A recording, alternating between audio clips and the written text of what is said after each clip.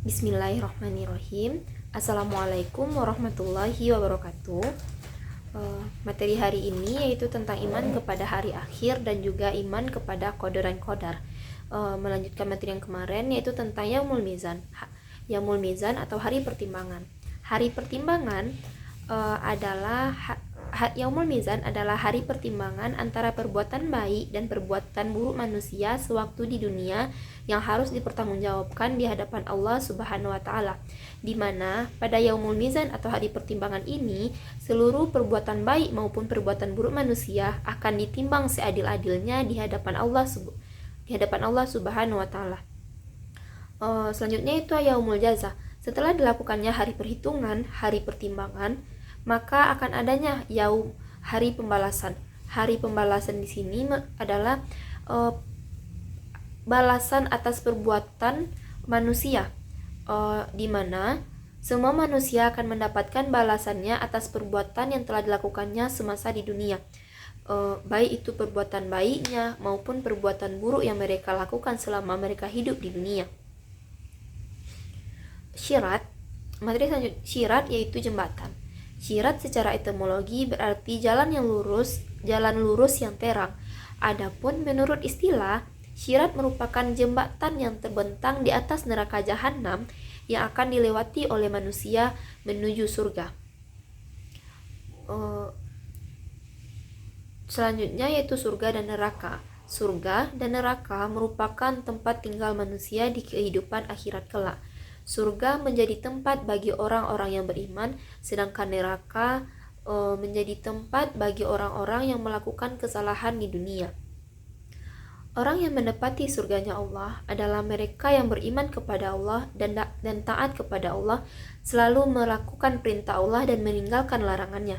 Sedangkan neraka ini adalah tempat bagi orang-orang yang melakukan kesalahan di dunia, di mana orang-orang kafir yang tidak mau melakukan perintah Allah dan selalu melakukan larangan Allah. Materi selanjutnya yaitu tentang iman kepada qada dan qadar. Seperti yang kita ketahui bahwa iman kepada qada dan qadar ini merupakan rukun iman yang ke-6. Yang pertama yaitu kita harus mengetahui terlebih dahulu qada dan qadar itu apa. Qada dan qadar ini berasal dari bahasa Arab, di mana qada dan qadar atau diartikan juga dengan takdir yang berasal dari bahasa Arab. Qada secara bahasa yaitu artinya ketetapan, ketentuan, ukuran, takaran ataupun sifat. Sedangkan qada secara istilah adalah ketetapan Allah yang tercatat di Lauhul Mahfuz atau papan yang terpelihara sejak zaman azali. Adapun pengertian dari qadar secara bahasa berarti ketetapan yang telah terjadi atau keputusan yang diwujudkan. Adapun pengertian qadar secara istilah yaitu qadar secara istilah merupakan ketetapan atau keputusan Allah yang memiliki sifat yang maha kuasa atau qadir atas segala ciptaannya, baik berupa takdir yang baik maupun berupa takdir yang buruk. Qadar adalah ketetapan yang masih bersifat rencana, dan ketika rencana itu sudah terjadi dan menjadi kenyataan, maka kejadian yang nyata itu disebut dengan qadar atau takdir. Di mana takdir yang kita ketahui di sini yaitu ada dua. Yang pertama yaitu ada takdir mubram dan juga takdir mu'allaq. Takdir mubram ini diartikan sebagai takdir atau ketetapan Allah yang tidak dapat diubah dan tidak dapat dirubah oleh siapapun. Yang kedua yaitu ada takdir mu'allaq. Takdir mu'allaq merupakan takdir yang masih dapat diubah melalui usaha manusia. Setiap hamba diberi peluang atau kesempatan oleh Allah Subhanahu wa taala untuk berusaha mengubah keadaan dirinya menjadi lebih baik lagi. Adapun contoh takdir mubram ini seperti jodoh, maut, rezeki, dan kematian. Selanjutnya yaitu ada takdir mu'allaq. Takdir mu'allaq tadi seperti takdir yang masih dapat diubah melalui usaha manusia. Contohnya, seorang anak yang terlahir dari keluarga yang sederhana, tetapi dia memiliki keinginan untuk bisa berkuliah di kampus yang dia inginkan, di mana dari di mana dari situ dia akan berusaha untuk mendapatkan apa yang dia inginkan dengan cara belajar bersungguh-sungguh agar dia dapat berkuliah di kampus yang dia inginkan tersebut dengan jalur prestasi ataupun dengan jalur yang lainnya. Selanjutnya yaitu adalah pengertian iman kepada qadar dan qadar. Iman merupakan artinya yakin atau percaya. Sedangkan iman kepada qadar dan qadar merupakan percaya dan yakin dengan sepenuh hati bahwa Allah Subhanahu wa taala telah menentukan segala sesuatu yang akan terjadi untuk makhluknya.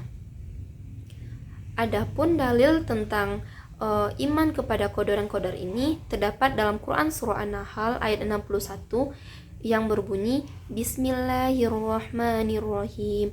فَإِذَا جَاءَ أَجَلُهُمْ لَا يَسْتَأْخِرُونَ سَاعَةً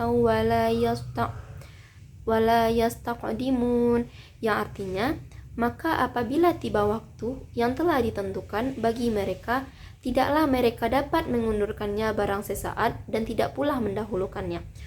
Quran surah An-Nahl ayat 61. Materi selanjutnya yaitu sifat kita dalam mengimani qadar dan qadar ini. Yang pertama itu ada sifat ikhtiar. Sifat ikhtiar merupakan di mana ikhtiar ini berarti berusaha melakukan segala daya dan upaya untuk mencapai sesuatu sesuai dengan apa yang dikehendaki. Adapun menurut bahasa Arab, ikhtiar berarti memilih. Sebagai contoh, setiap orang mempunyai kebebasan untuk memilih kebutuhan hidupnya. Ada yang mencari nafkah dengan berdagang, bertani, bekerja di kantor, berwirausaha, dan lain-lainnya. Adapun sifat yang kedua yang harus dimiliki dalam mengimani qadar dan qadar ini yaitu adalah sifat tawakal. Sifat tawakal di dalam bahasa Arab berarti mewakilkan, di mana mewakilkan kepada Allah untuk menentukan berhasil atau tidaknya suatu urusan. Tawakal juga diartikan sebagai sikap pasrah dan menyerahkan urusan kepada Allah. Ajaran tawakal ini menanamkan kesan kepada manusia yang hanya memiliki hak dan berusaha, sedangkan ketentuan terakhirnya tetap di tangan Allah. Sehingga apabila usahanya berhasil, ia tidak bersikap lupa diri, dan apabila mengalami kegagalan, ia tidak akan merasa putus asa, karena dia menyerahkan segala urusannya kepada Allah Subhanahu wa taala. Sifat yang selanjutnya yaitu ada sifat qanaah. Sifat qanaah di sini yaitu sikap dalam menerima dan merasa cukup atas hasil yang diusahakan serta menjauhkan dirinya dari rasa tidak puas dan rasa kurang. Adapun sifat yang harus dimiliki selanjutnya dalam mengimani qadar dan qadar ini yaitu adanya sifat sabar. Sifat sabar artinya secara bahasa kata sabar berasal dari bahasa Arab yang artinya menahan, mencegah atau tabah. Sabar merupakan menahan diri dari sifat kegundahan dan juga rasa emosi, dan menahan lisan serta keluh kesah dan menahan anggota tubuh dari perbuatan yang tidak terarah. Adapun sikap selanjutnya dalam mengimani qadar dan qadar ini yaitu ada syukur dan ikhlas. Syukur di sini berasal dari bahasa Arab, di mana yaitu berasal dari kata syakaro, yaskuru dan juga sukron, yang artinya syukur ini berarti pujian kepada pemberi kebaikan. Jadi dapat diartikan bahwa syukur ini merupakan ungkapan rasa terima kasih dan pengakuan atas segala nikmat yang telah diberikan oleh Allah atau Tuhan yang Maha Kuasa. Jadi bersyukur di sini berarti kita berterima kasih kepada Allah atas nikmat yang telah diberikan oleh Allah kepada kita. Selanjutnya yaitu ada ikhlas.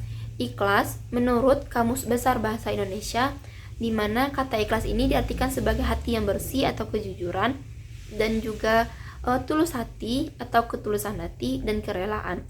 Jadi ikhlas dapat diartikan sebagai niat semata-mata hanya mencari ridhonya Allah dan semata-mata menaati perintahnya, di mana hati tidak boleh menuju selain Allah.